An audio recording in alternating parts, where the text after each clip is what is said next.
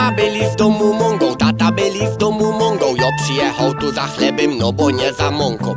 Nie boję się pracy i dobrze z oczu patrzy mi, bo taki dobry mąką z mnie, taki dobry mąką. Jo jechał 15 dni cugiem transsyberyjskim. Całą drogę było git, w Polsce wpierdolił mi skin. Bo se myślą, że jest Chin, choć go dołek murzeni. Bo jo je prawdziwy mąką, a nie jakiś tępej głupi ciaprok. Tyś nie ma mąką, tyś nie ma mąką. Tu mam moje klucze z jurty. Tyś nie ma mąką, tyś nie ma mąką.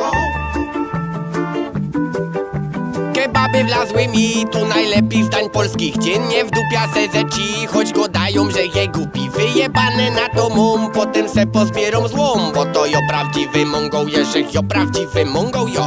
Tyś nie ma mąką, tyś nie ma mąką. Kaj są moje klucze z jurty. Tyś nie ma mąką, tyś nie ma mąką.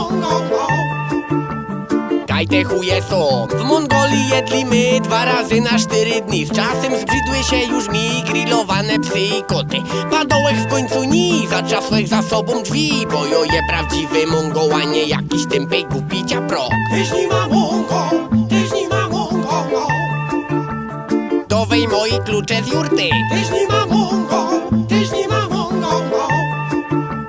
To wej mi je sam. Czasami je tesno mi za pustymi stepami. Wtedy idę na dwór i szukam kaj są jaki. Niestety nie ma ich, ale lepsze to niż żyć. Tak jak żyje każdy mongol, umie tak jak mongol żyje tam. Tyś nie ma mąką, tyś nie ma mąką.